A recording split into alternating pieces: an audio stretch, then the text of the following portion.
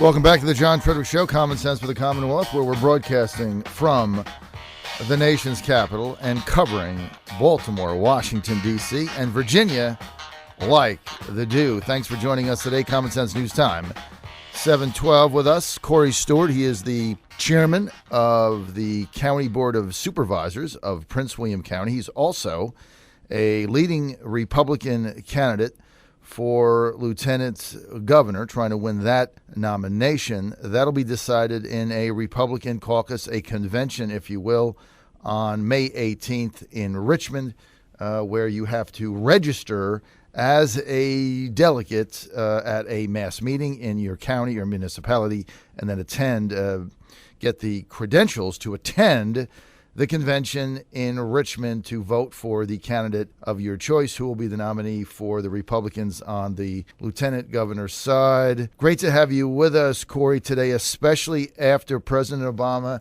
calling for comprehensive immigration reform. Now, Corey, you have been on the forefront locally on immigration. What do you think of the president's plan, and what do you think with immigration needs to be done? Well, good morning. Thanks for having me on this morning. I appreciate it. Every time Washington talks about immigration reform, you know that it really comes down to one thing. They want amnesty. Amnesty, amnesty, amnesty. The unfortunate thing is that the federal government, through Republican and Democratic administrations, has not enforced immigration law. If you have law but it's not enforced, what's the point of having it? And what is the point? And further, what is the point of reforming it? So that's the first thing, that the federal government, in order to change anything with regard to immigration law, needs to begin a comprehensive enforcement of those current laws before it has any credibility whatsoever, or asks us to even consider any changes. And that's the first thing I would say to that. You know, that sounds great in a soundbite, but Corey, the reality is we've got almost 12 million illegal aliens here now, many of them immersed into society. They're children in the public school system. When they get sick, they walk into the emergency room of a hospital. They have no coverage. They have no meaningful way to pay it. They get the medical care anyway. It's called indigent care. Now, we know we're not going to go and round 12 million people up and drop them off at the Mexican border south of Texas. We know we're not going to do that, so what's the reality of the answer? Well, you can ask, what is the real problem? Is that the problem, or is this the problem? Is this the problem? And that is that there are 500,000 criminal illegal aliens who are fugitives. These are illegal immigrants who have committed crimes in the United States. They were apprehended by ICE or local law enforcement agents, were supposed to come back for the deportation hearing, and they just took off. And they're out there committing more crimes. And that's just the tip of the iceberg. In Prince William County alone, we've apprehended more than 5,500 criminal illegal aliens and handed them over to the federal government for deportation. Yet, the federal government, we know, has released a significant portion of those individuals. I would say that the real problem with regard to illegal immigration today is not those the law-abiding, otherwise law-abiding illegal immigrants, who I think should be deported as well. But the real question is, what do you do with those who are committing crimes? And right now, the federal government's not doing anything, and they're out there in our neighborhoods preying on our families. That's the real problem that needs to be addressed, and that's what Republicans should be talking about, is the fact that the Obama administration keeps releasing criminal illegal aliens, not just people who are here illegally, but those committing crimes, into our neighborhoods. So it sounds like, Mr. Chairman, the first thing that you would do if you were lieutenant governor is be sure that you would try to find a way around the non-implementation of the law by the Obama administration, that if there is somebody illegal and they have committed a crime, that you would find a way to get them out, right? Absolutely. This is just common sense. You know, the Democrats are very, very smart at drawing the battleground. And so when they talk about immigration, illegal immigration reform, they constantly bring up the young person who was brought in the United States, no fault of their own, when they're very, very young. And now they're here. They're pretty much an American. It's 20 years later. What do you do? What do you do for that poor individual? Well, that's obvious. That's obviously a very sympathetic figure. But the most common scenario is you've got somebody who's in the United States illegally. They're taking somebody else's job. But more importantly, a significant portion of those who are here illegally are also committing crimes. And that's what we have to be focusing in on as Republicans, because most Americans, it is true, do not want to deport somebody who just happens to be here illegally when they came over when they were very, very small and they're otherwise law-abiding. But most Americans also want to deport the individual who is here illegally, is committing crimes, and is posing a public safety threat. So, Corey, if you were to become the Republican nominee for lieutenant governor, how would you appeal to Hispanics in Virginia? Well, I've been able to do it despite my enforcement efforts, and this is why. It's because people respect. It doesn't matter whether you are white, black, Hispanic, or Asian, but people respect a leader who sticks to their convictions, and most importantly, who gets things done. So I've been able to win in Prince William County, which is a majority-minority county. It is the first majority-minority county in Northern Virginia. I won in 2011, and by the way, Prince William County was 57% for Barack Obama in 2011, and 57% for Barack Obama in 2008. And I won the county in 2011, beating my Democratic opponent by 30 points, and winning 72 out of 77 precincts. And that's because I stuck to my guns, and I campaigned all over the county, not just in the largely white, conservative parts of the county, but throughout the entire county.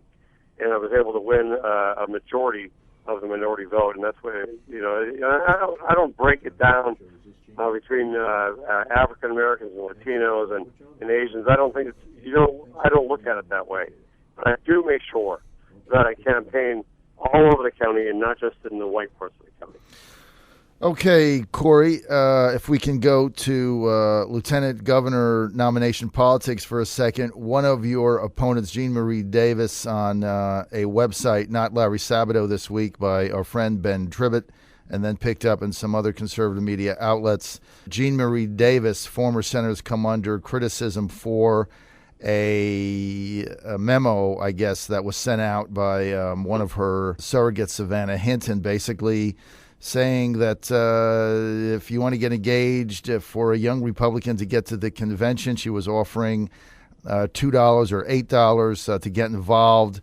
And now this has been picked up as an attempt by a potentially alleged Jeannemarie Davis campaign to buy delegates to come to the convention for $2 or $8. What do you make of that? Well, I see. Obviously, it's really kind of a foolish thing, but remember this too, and that is that all of us are hiring a lot of very talented, hardworking, and for the most part, young people in our campaigns. Some of them are still in college. Some of them are just out, and they're very aggressive, and they really want to do hard work for their bosses, so to speak. But they do make mistakes, and they do occasionally do knucklehead moves. And this sounds to me like that is the case right here. I until all the facts are out, I can't really condemn Jeannemarie herself because we don't know what the campaign knew, and I'd be very surprised. The Davis family is obviously very experienced politically and legally, and I'd be very surprised if the campaign itself was some sort of concerted effort by Jeannemarie herself. Well, let's get some answers here, Corey. At 7:22 on the John Frederick Show, Common Sense News Time, we bring in one of the other Magnificent Seven, Jeannemarie Davis herself. Jeannemarie, you've been listening to what Corey said, and I know that you're an adherent to the 11th commandment, thou shalt not speak ill of other Republicans. What say you? I didn't hear a word Corey said. You guys pulled me off, and so I had silence. But I'm sure I'm Corey sorry, was Corey. quite a gentleman, as he always is. If you'd like to repeat that briefly, Corey, go right ahead.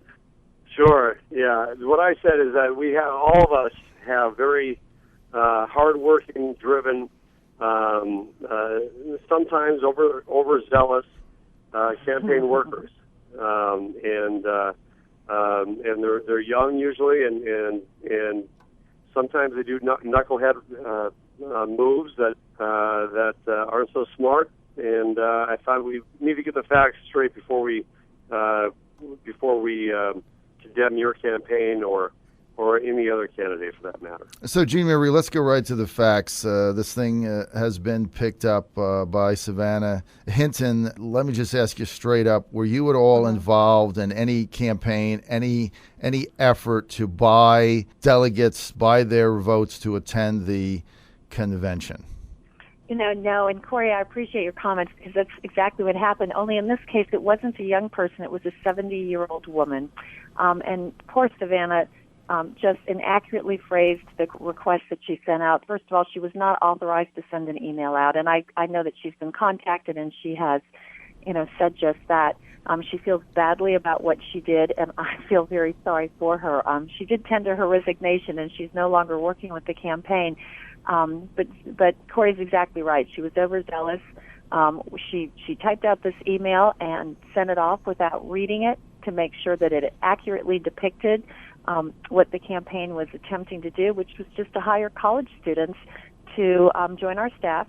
We have thousands of supporters that we have identified around the Commonwealth, and of course the filing forms are out now, and we're interested in hiring college students to help us go and pick up those forms as our supporters have them ready, just to make it convenient for them to get them in.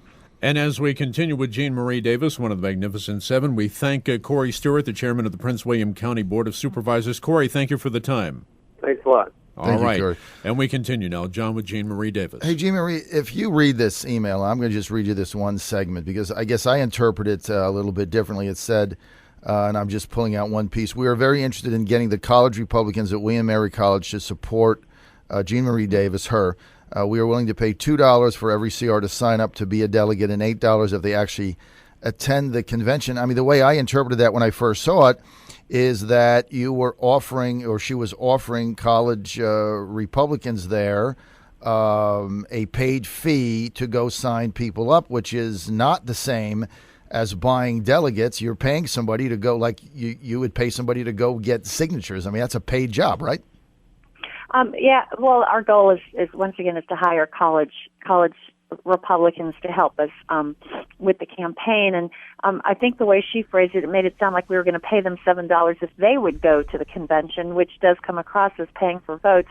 I think anyone that interpreted that way, it's just so silly because, it's $7 and it takes you take out about 15 hours of your day to go, and it comes out to 44 cents per hour. I don't know who the heck would do anything for 44 cents per hour. Once again, it was just, Savannah, like I said, she's 70 years old. She doesn't write her email well. She absolutely garbled what she was intending to write. Once again, we did not ask her to send any emails out and to reach out to the college Republicans through an email. That was something she just decided to do on her own volition, and unfortunately did it very poorly. As I said, she feels very badly about this. I also want to add that Ben Tribbett, the person who decided to go viral on this, he's a liberal left-wing Obama apologist, and he worked for my Democrat opponent in my camp, who ran against me back in 2007. So I know Tribbett well. I know what his agenda is. Curiously, used to work for Pete Snyder. But I think this just speaks volumes to why we have conventions instead of primaries. The party chooses to have conventions to keep liberals out of our nominating process, and why we would allow Ben Tribbett, who is a well-known left-wing Obama apologist, to have any influence over our convention, I have no idea. I think that the fact that this is just a poor older woman who made a very bad mistake, and to throw her under the bus like this is just a terrible thing to do. It was certainly not her intention, and she She just sent out an email that she shouldn't have sent out, A, but B, that she didn't even reread before she sent out to make sure that her message didn't come across differently than what her intent was. By way of disclosure, we know that we've had Ben Tribbett from Not Larry Sabato on, and this is the second incident where he's pointed the finger at Jeannemarie Davis. And we've got about a minute, John, if you go ahead. Well, I appreciate bringing that out, Steve, because the way I understand that Jeannemarie Davis, and we do have Ben as a contributor on our show, but he actually was a paid consultant for the person you ran against for state senate, Chap Peterson, right? Yeah, that's exactly right. He has been working on Democrat campaigns for years and years and years. I think that the reason he's working so hard is this: the Democrats know I can win in November, and so they're doing whatever they can to influence the outcome of our convention, because they don't want me on the ballot, because they know that I win in Northern Virginia, and they know that I can beat whichever of the candidates that they run in November, and they just don't want me on the ballot. They've always been afraid of me up there, and they're working. Obviously, Ben's working real hard to try and, once again, influence the outcome of this convention so they can do whatever they can to keep me off the ballot, because they're afraid of me up there. They always have been. Okay. After all, I'm a Republican that has won a Democrat district 4 times that no other Republican's been able to win. So they know that I would have the clear advantage in Fairfax County should I be the nominee. Well, then the other thing, according to President Obama, if you want to get college Republicans involved in your campaign, to be activists and get paid, they have to get $9 an hour, according to there you go. the president. So you're a little bit off there. You need to give everybody a raise of $9 an hour, and I guess that would be Ben Tribbett's plan. Hey, Jeannemarie Davis, candidate for lieutenant governor on the Republican side, we thank you for your time and thank you for explaining this email. This is the John Frederick Show.